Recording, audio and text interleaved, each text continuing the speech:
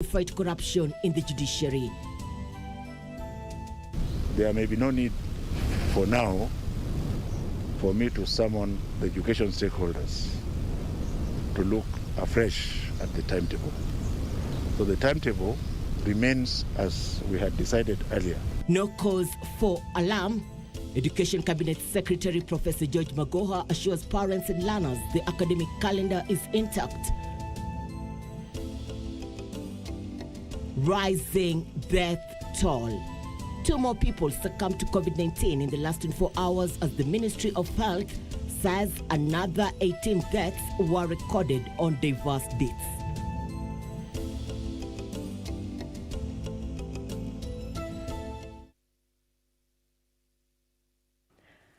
A warm welcome to this live broadcast on sign language interpretation. This evening we have Anne Wangeshi. High Court Judge Chitembwe Said Juma has vowed to fight corruption in the judiciary, build what his predecessors achieved and dispense justice within reasonable time to restore public confidence in the judiciary if appointed Chief Justice. Justice Chitembwe made the pledge when he appeared before the Judicial Service Commission in an interview for the post left vacant following the retirement of David Maraga in January. And as Ben Chumba reports, the 54-year-old judge is the first of 10 shortlisted candidates to face the panel, and he put forth a spirited pitch for his suitability. And at one point, he said during the interview he got emotional when the panel brought up a corruption scandal in which he was implicated and later acquitted by the courts. The process of recruiting the next Chief Justice entered a crucial stage at the Supreme Court buildings in Nairobi, with face-to-face interviews of 10 shortlisted applicants. Each candidate will have their day before the Judicial Service panel, and the first to do so on Monday was Justice Said Juma Chitembwe. Welcome to this interview, and thank you for being here. Having served in the judiciary for over 12 years, Chitembwe said he is the right man to transform the judiciary. I will try as much as possible, and this I'm putting it in bold, to reduce the backlog. This is where the problem is, because any Kenyan who files a case expects it to be heard and to be completed as the Constitution requires. The 54-year-old Chitembwe was hard-pressed to explain how he will protect the independence of the judiciary and at the same time handle the myriad challenges bedeviling the institution, among them corruption, shortage of resources, and restoring public confidence in the judiciary. My Lord, you are aware that JSC has recommended for appointment for 21 judges to His Excellency the President of the Republic of Kenya. As you are aware, that process has not been completed. What would you do to ensure the exercise is completed? And are you up to the task? Has anybody sat with the president and asked him, why are you not swearing this? Maybe he has his own reason. So if I'm told I can swear this 40 except 41, I will take it. I know people will say how the president of the Court of Appeal, the Supreme Court, was compromised. No, we want the work to move. Aren't you better off with the 20 of those judges sworn and coming to the judiciary to work?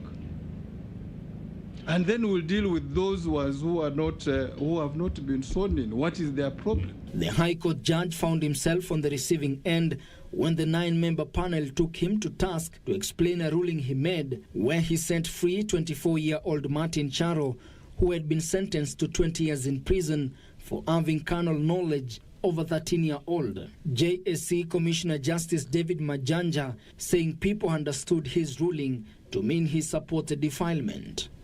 I've said everybody has his own interpretation of what you say. I believe I used very polite words, and I was picking from what the complainant said. If you go back, the complainant, I will be very honest, the proceedings before the magistrate court, that complainant said, I went to this man's house to have sex and I go home.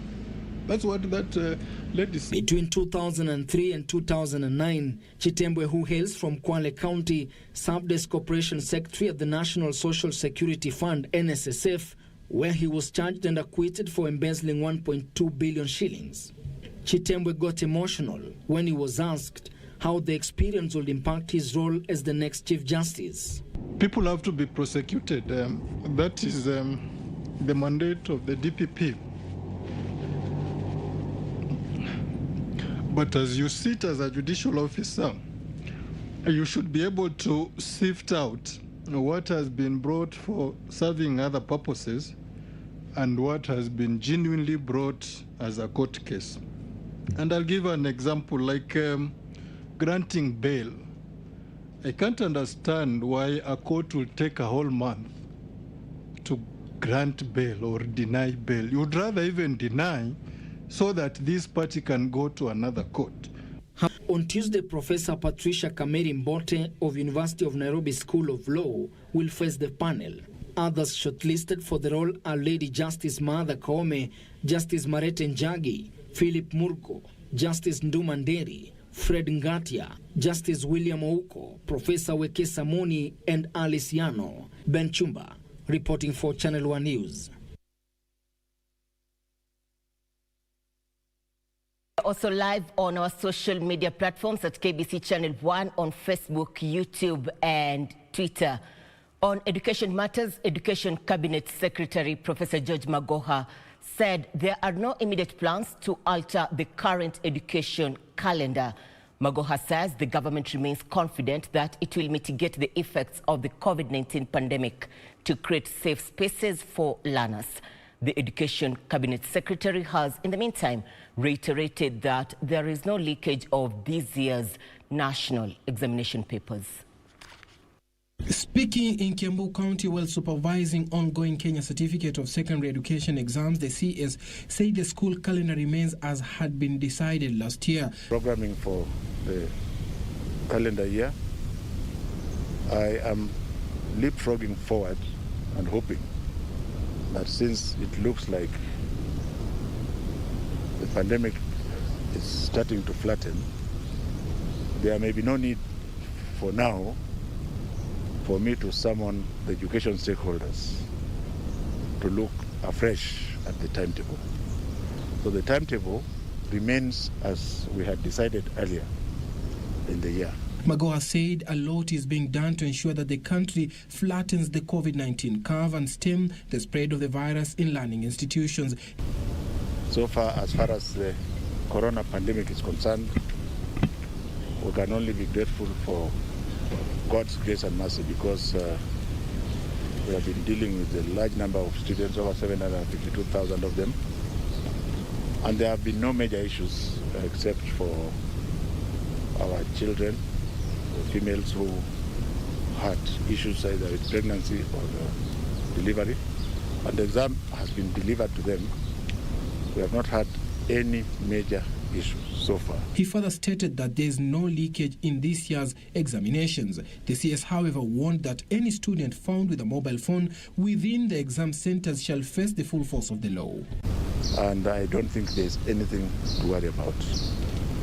To continue to wish our children all the very best and to warn those who still think that they have a choice to try something, that there will be very severe consequences of whatever they may have to try.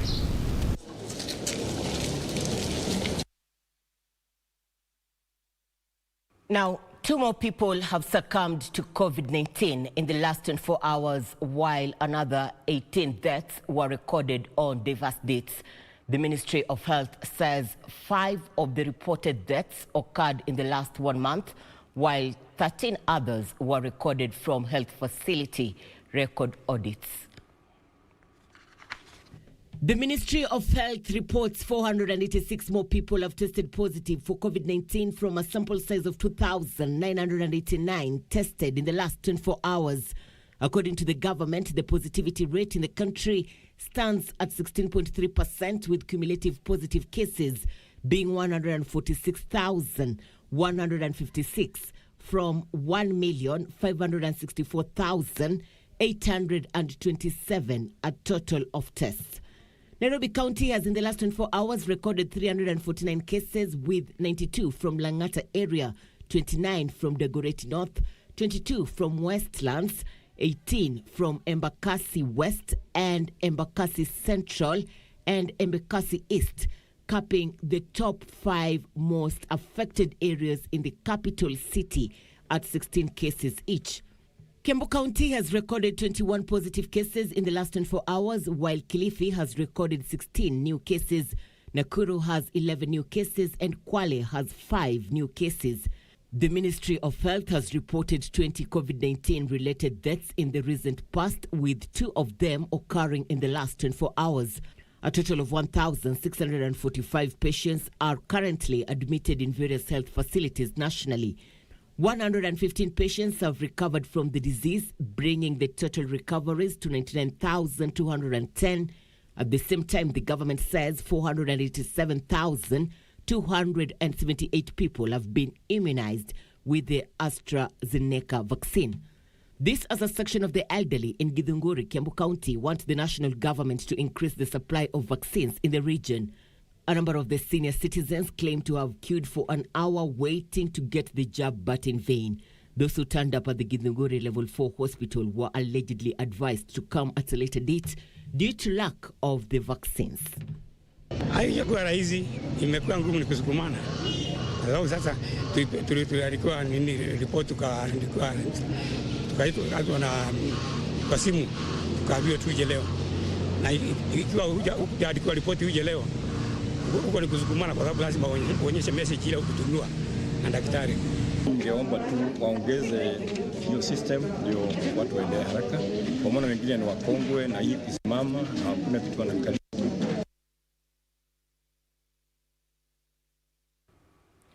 The debate on the division of revenue bill is set to come to a head in the Senate on Tuesday as lawmakers seek a middle ground on the appropriation of conditional grants to county governments. Senators are set to consider a ruling by the court that the grants cannot form part of the bill. Meanwhile, Garissa County Senator-elect Abdul Kadir Haji is set to be sworn into office on Tuesday. The ever-contentious division of revenue bill has once again put the Senate on a tightrope after county bosses successfully petitioned the court over some sections of the bill. The High Court ruled that conditional grants cannot form part of the division of revenue bill. The court ruled that conditional and unconditional grants should be netted from the national government's share of revenue and not from overall revenues raised nationally. Senators are set to debate on whether to concur with the ruling. In the bill, counties have been allocated 370 billion shillings equitable share, up from 343 billion shillings. If passed, the bill will see counties receive the highest disbursement from the national government since the advent of devolution. Meanwhile, Abdul Kadir Haji is set to be sworn in as the next Garissa County Senator. Abdul Kadir will replace his late father, Yusuf Haji. Suleimanieri, Channel 1 News. You're watching Channel 1 News Hour this night. We are taking a short break. We'll be right back with more news, making headlines locally and across the borders. Stay with us.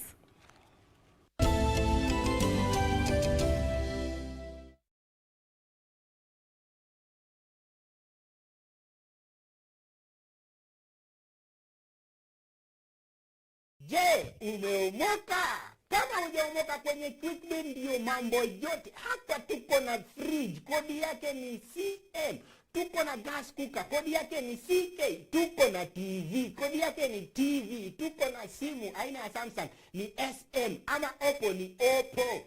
My friend, mahali popote unanitazama, eka hizo kodi zake kisha utume kwa 4032353. 4032353. Alafu utakuwa unaomoka na hizi bidhaa. Kumbuka, kwenye Quickbit ni bila bora zaidi kwa bei ya chini kwa chini.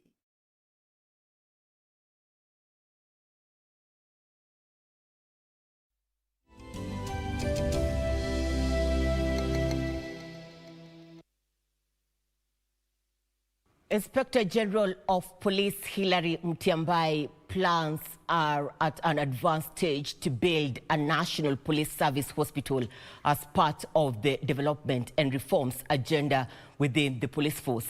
According to Mtiambai, construction of the medical facility is expected to begin soon. This comes as cases of violence perpetrated by and among men in uniform are on the rise amid fears of rising psychosocial challenges.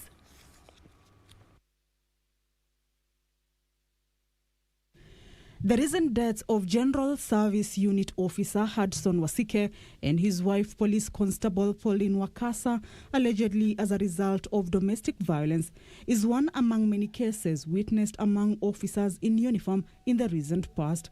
Most of these cases have been linked to psychosocial challenges, an issue the National Police Service is seeking to address. While engaging Kenyans on Twitter through his official Engage the IG hashtag, Inspector General of Police Hilary Mutyambai, when asked about psychosocial support for police officers, responded that National Police Service has a dedicated service to handle the issues of mental health within the police service 24/7, adding that they are encouraging all police officers to take up the services. The IG further disclosing that there are ongoing plans as part of their development agenda on building a National Police Service hospital and that the construction is to begin soon. In the recent past, senior police officers have been engaged in trainings of how to help junior officers deal with trauma and mental health challenges. Kamche Menza for Channel 1 News. 20 people have sustained serious injuries after the vehicles they were traveling in collided head-on along the Malindi-Mombasa highway. The 6:30 a.m. accident is reported to have occurred at the same spot where 15 people died in another accident 5 days ago. Malindi Sub-County Police Commander John Kemboi says one of the vehicles had attempted to overtake another vehicle before the collision. Days after 15 people lost their lives in a tragic road accident along the Malindi-Mombasa highway, 20 others are nursing injuries following another accident on the exact same spot. Naweza sema kwanza hii barabara venye inatengenezwa, yani inafaa watengeneze kwa wakati unaofaa, kwa sababu hizo mabonde ndo imekuwa chanzo kikubwa kwa hizo ajali kufanyika. Kilifi County Commissioner Kutsa Olaka said the 6:30 a.m. accident is being investigated to ascertain the real cause and avert future incidences. The latest incident has reignited calls on the need to expand the Malindi-Mombasa highway. A road contractor working in the area has also been criticized over alleged poor workmanship.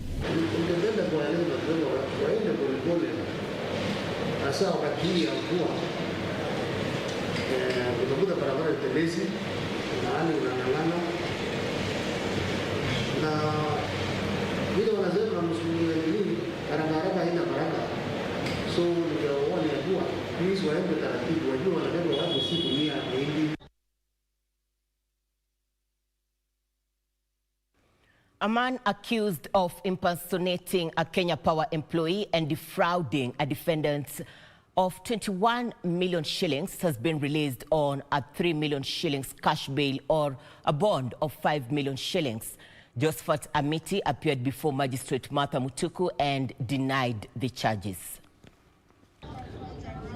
In the case heard virtually, Josephat Amiti was charged that on diverse dates between January 5th, 2016 and March 5th, 2021 in Nairobi, with intent to defraud, he obtained a sum of 21,266,718 shillings from Francis Gachanja on pretense he was in position to help him to sort out a court case with the Kenya Power Company. The accused was charged with another count of pretending to be an employee of Kenya Power and Lighting Company Limited, Francis Gachanja Mungai. He is said to have committed that offense on January 1st, 2016 and March 3rd, 2021 in Nairobi. Josephat denied both charges and was set free on condition of paying a 3 million shilling cash bail or a bond of 5 million shillings.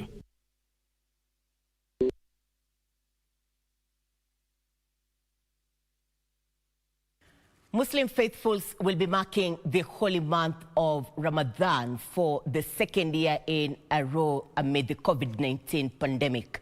Imam Athman Haman of Masjid Ali Rashid, Luta, Buxton, Mombasa County, has implored upon Muslims to pray for one another, especially the faithfuls in the 5 counties currently under lockdown, and also extend a helping hand to the needy in the community.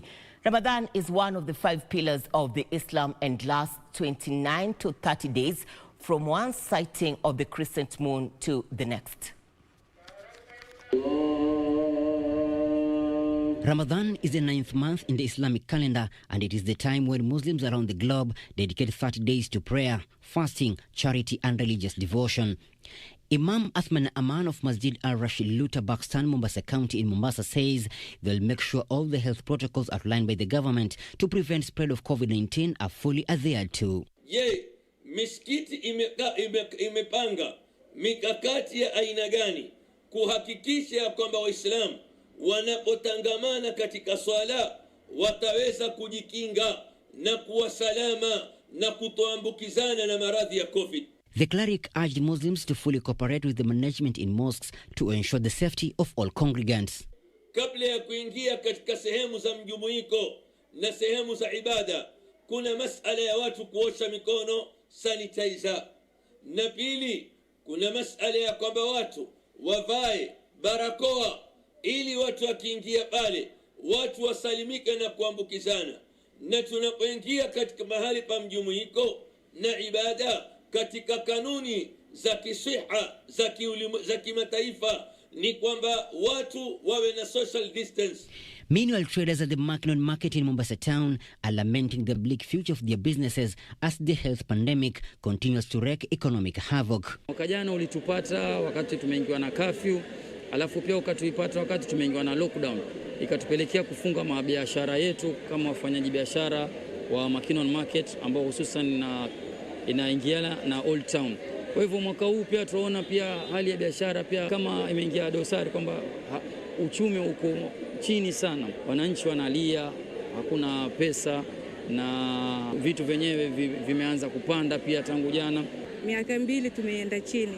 Ramadhani ile tulipita na Ramadhani hii. Kwa hivyo sasa hii mambo ya corona, maisha imeenda chini, mtu hawezi kununua kitu. Sasa hii kama ingekuwa Ramadhani zingine hapo ingekuwa jam, hakuna mahali ya kupita nafasi. Kazi yenyewe tungebadilisha, tungeanza kuleta viazi, tomato, kila kitu ingebadilika.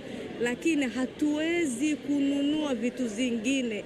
For the second time in a row, Muslim faithfuls are marking the holy month of Ramadan, where communal prayers and feasting has been restricted by the government due to COVID-19 pandemic. Reporting for Channel 1 News from Mombasa County, I'm Michael Mondiga. The late Kenya Broadcasting Corporation video editor Betty Baraza will be laid to rest on Wednesday at her home in Ololua in Ngong, Kajiado County. Baraza was accosted and brutally murdered in her home by unknown assailants. Her family has urged the government to expedite the probe into her killing and bring the culprits to book.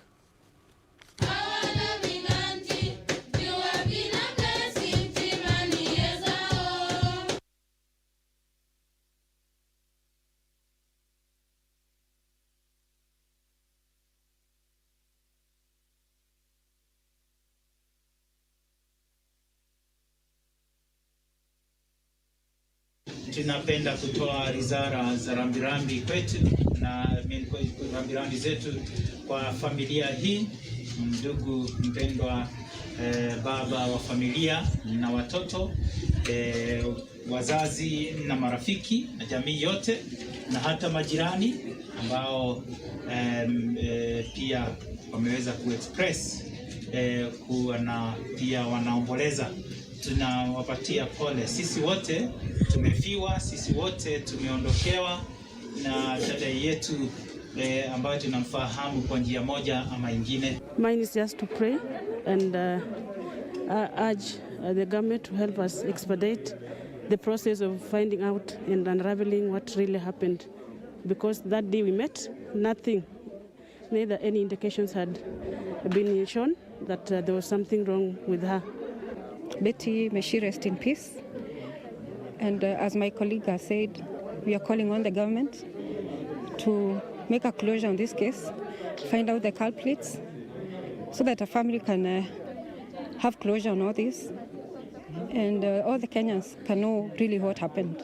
With such happening within our neighborhood, we feel very scared, and we don't know who will be the next target and who will be the next.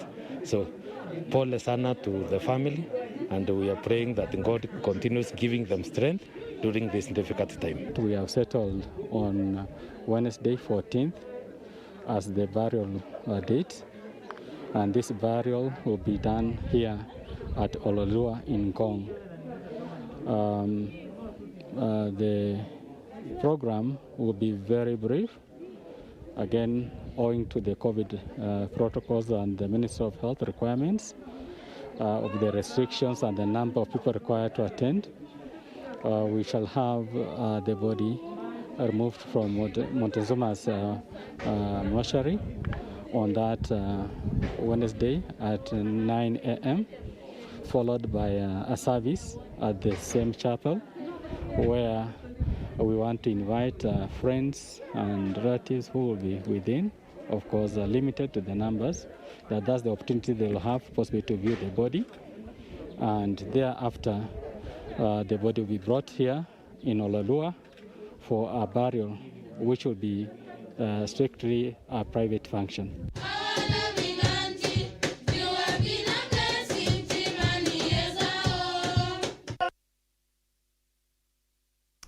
Many of those who knew Betty would eulogize the late as a kind soul.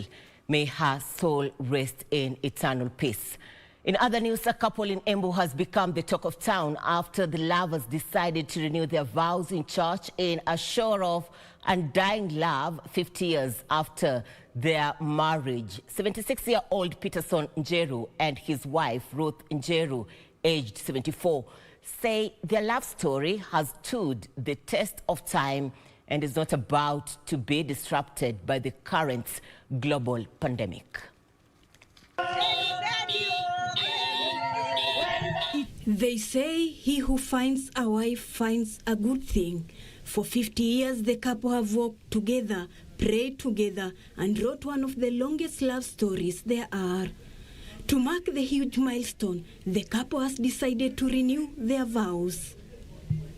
The couple says despite the challenges presented by the global pandemic, there is so much to celebrate. We are celebrating Golden Jubilee and also give thanks to God for keeping us alive all those years. Tulikaa miaka 4 na yeye tukiwa marafiki na tukaendelea hivyo, nikaona tu mtu mzuri, tukaendelea na nikamaliza kile. Meanwhile, a council of elders from Kisii and Nyamira counties have urged the local community to culturally disown a man accused of defiling his daughter. Ni jambo mbaya, tumekuja kulikataa na kukataa wale wanatenda kitu kama hii, tunawakataa kabisa kwa njia ya kienyeji. Elsewhere, Kenya Power has decried increased cases of illegal power connections in Nyandarua County. The utility company says the growth of power connectivity in the county has given rise to unscrupulous electricians. We want to ensure that we flush out all these illegal installations that are unsafe because they are not following our standards. They are unsafe to the users. They are unsafe to the criminals who are encroaching onto our lines and the general public. This even as residents of Mali village in Kiganjo Thika called on the Kenya Power to move with speed and repair damaged power lines in the area. Kama hata kuja hizi post zitaendelea kuanguka. Kwa hivyo tunasihi wakuja watengeneze, ni vizuri kutahadhari kabla hatari. Meanwhile, the newly elected directors affiliated to Ndima Tea Factory in Kirinyaga County have pledged to digitize and calibrate all collection centers in the zone. The directors vow to ensure the provision of subsidized fertilizer that will increase tea yields. Wakati tume-embrace mambo ya technology, ndio tuweze kupata information yote kutoka buying centers. all the way to the headquarters. And Malindi Resort Town stakeholders are appealing to Kilifi County government to upgrade drainage systems to prevent the town from flooding. Ningeomba serikali itusaidie kwa njia yote, waeke madude ya kutupa taka ili watu wajue kutupa mataka ni sehemu moja na watu wa maduka wanajua ni sehemu moja ili kuweze kuwa na usafi katika environment yetu. Finally, police in Mavoko, Machakos County have indefinitely shut down a lodge after the owner turned the premise to a bar in efforts to avert losses incurred owing to the current COVID-19 restrictions. Kuna wafanyabiashara wanatumia nyumba za malazi kwa kuuzia watu pombe, watu wanauziwa pombe na wanaenda kwa hizo nyumba, kwa hizo rooms. Na unajua nyumba hizo nyumba zinafaa itumiwe kwa kawaida na wenye kusafiri. Na kwa hivyo nimesema wiki iliyopita niliweza pale Mlolongo karibu na Weybridge kufunga lodging moja, biashara moja ya aina hiyo. Ruth Wamboi for Channel 1 News. Across the borders, the Dukes of Cambridge and Sussex have paid tribute to their grandfather, the Duke of Edinburgh, in separate statements. Prince William described him as an extraordinary man, while Prince Harry said he was a man of service, honor, and great humor, and the legend of banter. Prince Philip died at Windsor Castle on Friday, aged 99. Paying tribute to his grandfather, Prince Harry said Prince Philip was authentically himself, with a seriously sharp wit, and could hold the attention of any room due to his charm and also because you never knew what he might say next. Prince William said in a statement, his grandfather's century of life was defined by service to his country and Commonwealth, to his wife and queen, and to his family. A ceremonial royal funeral, which will be televised, will be held for the Duke at St. George's Chapel in the grounds of Windsor Castle on 17th April. Meanwhile, Eritrean authorities have released 36 prisoners on bail. 14 of the released prisoners have been in detention for the past 4 years on Dahilik Island, while 22 others were arrested at the end of last month. The prisoners are all from Christian, evangelical, and Pentecostal denominations. In 2002, Eritrea introduced a new law that forbids all churches except for the Orthodox, Catholic, Lutheran denominations, and Sunni Islam. Meanwhile, China's top disease control official has said the efficacy of the country's COVID vaccines is low, in a rare admission of weakness. In a press conference, Gao Fu added that China was considering mixing vaccines as a way of boosting efficacy. More than 100 million people in China have received at least one shot of the vaccine. Beijing has insisted the jabs are effective and said in March that obtaining visas will be easier for foreigners who have received a Chinese vaccine. You're watching Channel 1 News Hour. Many of you are watching from here in the country and across the borders. And you're saying you're tuned in to KBC Channel 1. You are home. We are taking a short break. We'll be back with more news making headlines in the world of business and sports. Stay with us.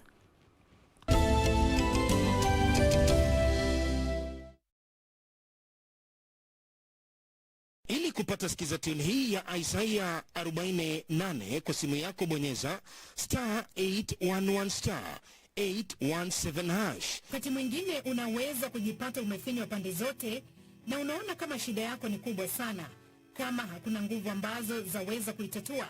Lakini ni vyema kujua kwamba kuna Mungu mwenye nguvu na ambaye hachoki kamwe. Isaiah mlango wa 40 mstari wa 8 inasema, je, wewe hukujua? Hukusikia?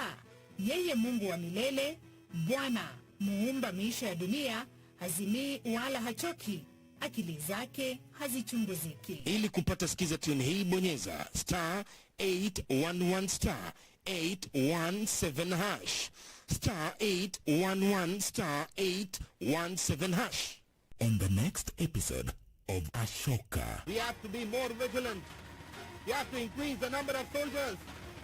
Because this time if Nikita attacks us again, he is going to cause much more destruction. Enemies are trying to climb the walls of the palace. What? I need more arrows! Otherwise I can't stop them! Wait! Today nobody can stop the Greek army from conquering Patliputra.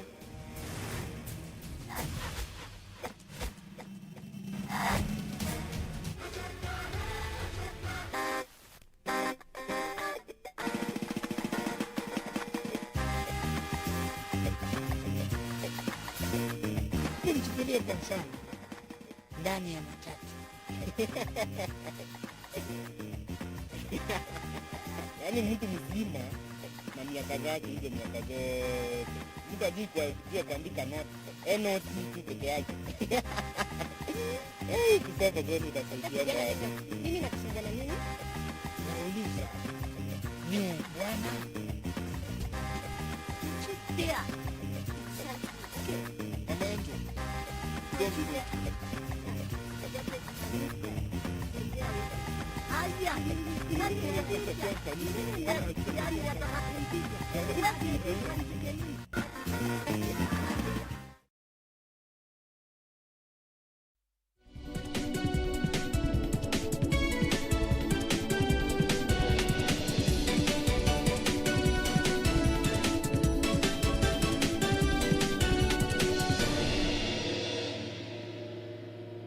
Welcome back. Time for us to touch on business news. The value of goods exported by Kenya in 2020 increased 7.8% to 642 billion shillings.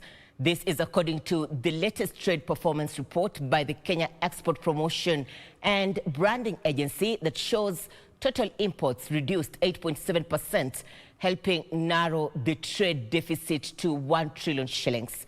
Uganda maintained its top export destination after importing 11.3% of Kenya's goods worth 72 billion shillings. Tea and horticulture were Kenya's top exports, with tea worth 130 billion shillings exported last year, representing a 14.7% increase on the top export product. Horticulture was second, with exports worth 122 billion shipped out in 2020.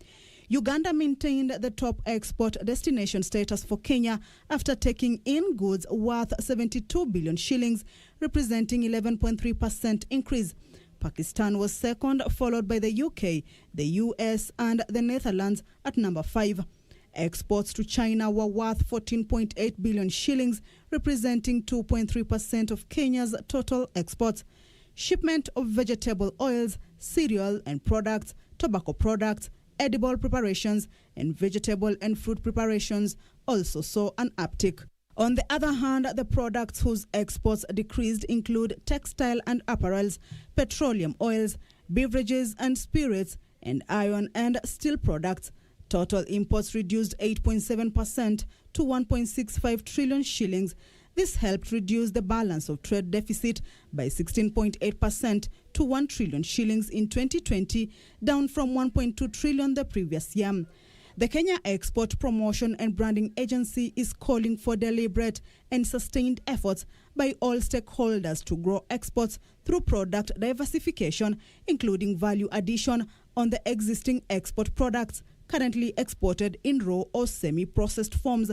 In addition, Kenya Export Promotion and Branding Agency says there is need to expand the export basket through identification and development of new products from the counties.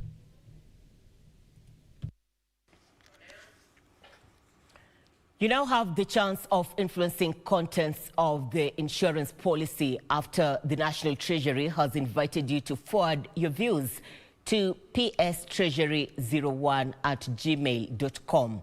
The National Treasury is offering you up to Friday this week to submit your proposals on the draft insurance regulation policy.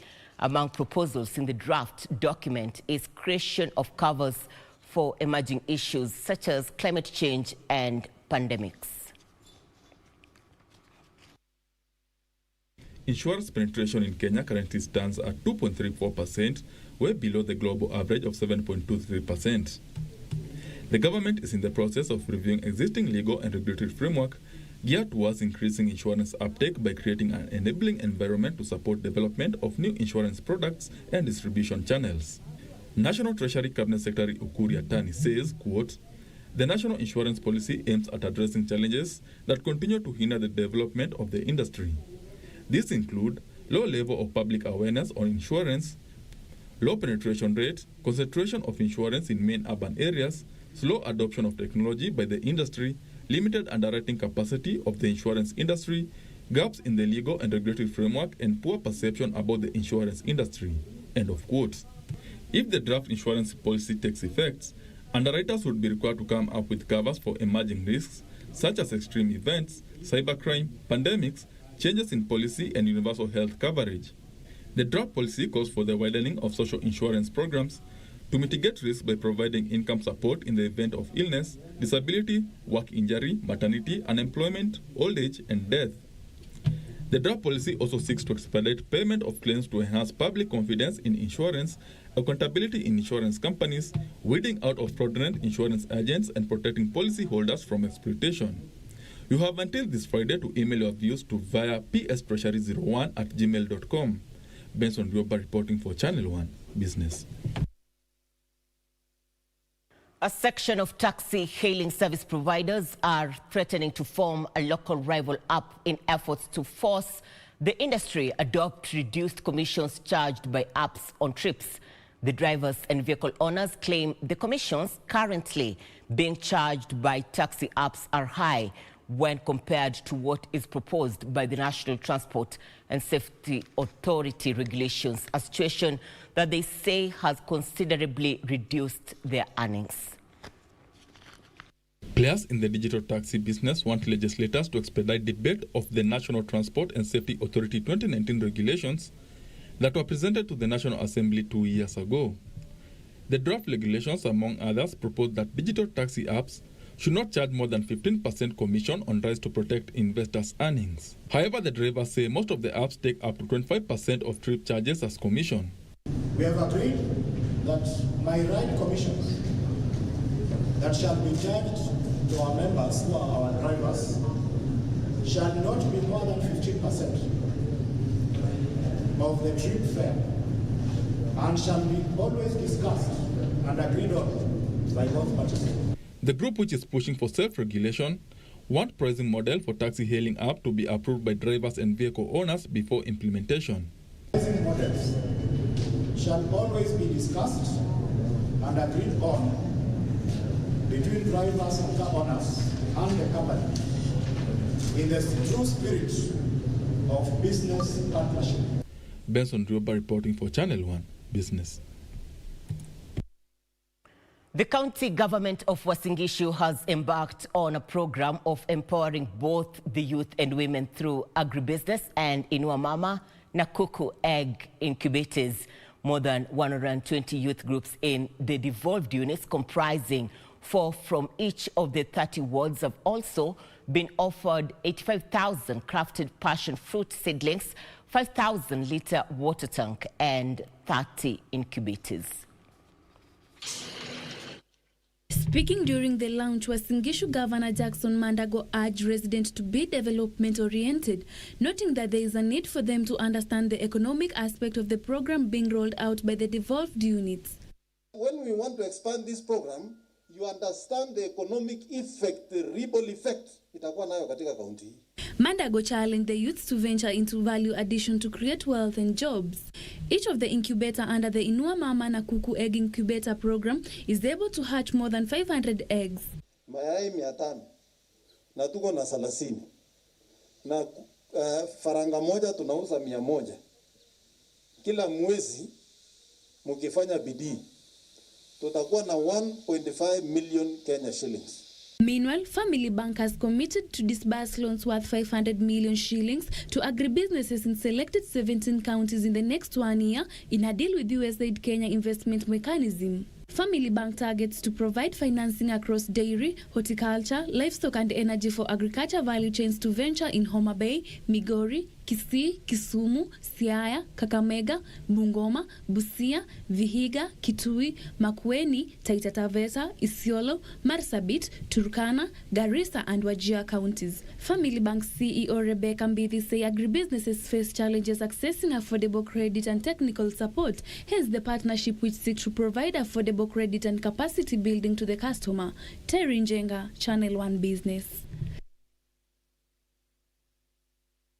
Shares in South Korean auto battery maker SK Innovation Company Limited soared on Monday after it buried the hatchet with LG Energy Solution, freeing up both firms to expand in the United States, where electric cars have become a priority.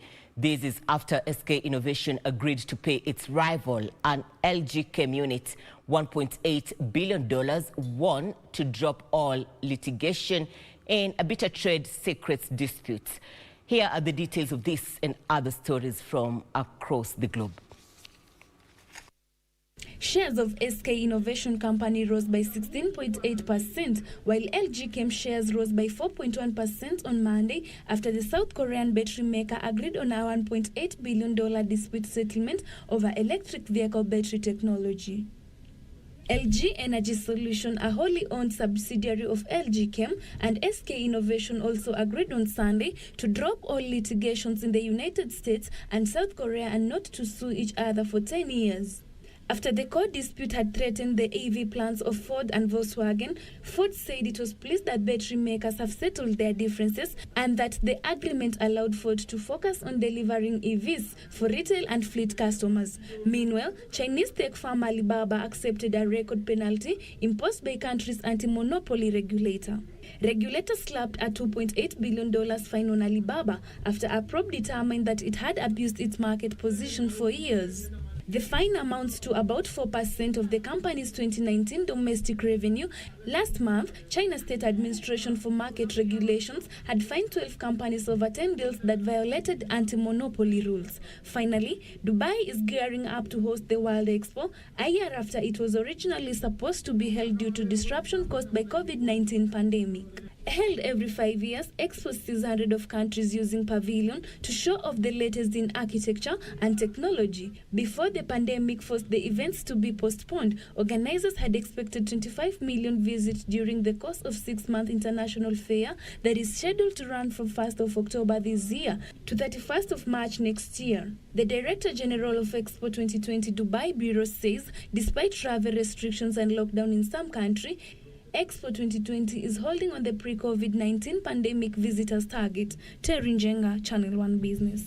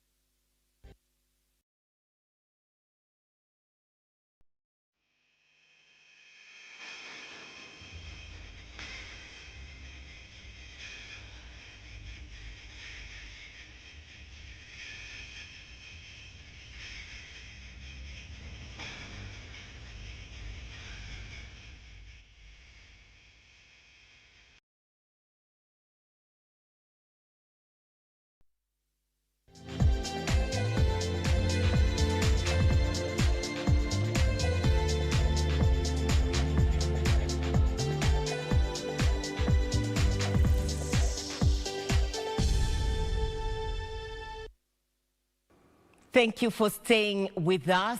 On to sports news. This year's WRC Safari Rally will for the first time feature 90 media points aimed at capturing scenic sections of the scenic route course. The safari will be run around Hills Gate, Soisambu, Elementaita, Sleeping Warrior, Malewa, Loldia, Kasarani and Kedong adjacent to Sopa Lodge, and will be televised live on KBC Channel 1 in June. This year's WRC Safari Rally will, for the first time, feature 90 media points aimed at capturing scenic sections of the scenic route course. Route Liaison and Media Safety Officer Anwar Sidi has put together an elaborate media safety book and gone to great lengths looking for locations where the backdrop is representative of the fabled safari. The designated filming spots will be situated in spectacular points where international and local media will capture the picturesque lakeside scenery around Lake Naivasha and Saisambo Conservancy. Some of the key landmarks on the safari route will include Lake Elementaita, which is synonymous with flamingos, Lake Naivasha, a haven of hippos, and the Sleeping Warrior, a historic hill which has had one of the competitive stages renamed after it. The media spots will be situated in spectacular points in all stages of the event slated for June 24th to 27th. The safari will be run around Hell's Gate, Soisambu, Elementaita, Sleeping Warrior, Malewa, Loldia, Kasarani, and Kedong adjacent to Sopa Lodge. The media spots will also be monitored by FIA safety officials and will be marked out. Sidi said the idea of multiple media points is a new concept in Kenya and designed with rally safety and photography in mind. Administrative checks will begin on Monday, June 21st in Naivasha and reconnaissance later that day and will continue until Wednesday, 23rd June. The WRC Safari Rally returns to its more traditional start in the heart of the capital city, Nairobi, after an absence of nearly 2 decades.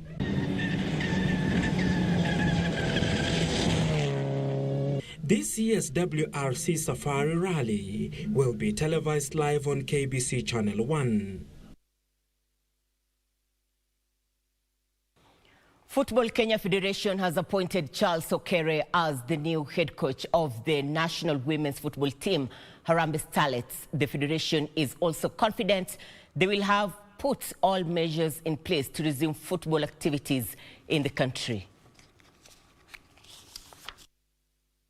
Football Kenya Federation has appointed Charles Okere as the new head coach of national women's football team Harambee Starlets. Okere will be assisted by Godfrey Oduor, who also serves under the same capacity at KCB, as well as Mildred Cheche, who also worked with the Bankers. Long-serving David Ouma has left his role at both Harambee Starlets as well as the federation. His first assignment will be on the 24th of this month, when the Starlets take on Zambia in an international friendly match in Lusaka. Meanwhile, the federation is also confident they are ready to have the FKF Premier League resumed. The top-tier league in the country was halted indefinitely alongside other disciplines by President Uhuru Kenyatta last month due to rising positive COVID-19 cases. However, FKF has asked the government to speed up the process of okaying the resumption of the top flight, insisting they will make sure all measures are put in place to curb the spread of the virus. Currently, the federation is vaccinating the league players and officials, with players who intend to skip the vaccination process not being allowed to play for their respective teams when the league resumes. 16 matches had already been played, with Tusker topping the 18-team table with 36 points. Elsewhere, FKF Premier League side Vihiga United has parted ways with their technical director Nicky Akama. The club confirmed the ending of the association was made necessary due to financial constraints. Vihiga United, who have registered 2 wins, 5 draws and 9 losses, are fighting to save their season after a poor start.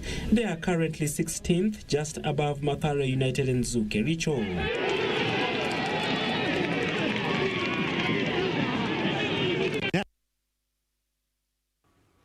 Morocco's Raja Casablanca stepped 1 foot into the quarterfinals of the CAF Confederations Cup after thrashing Pyramids of Egypt 3-0 in their 4th Group D match.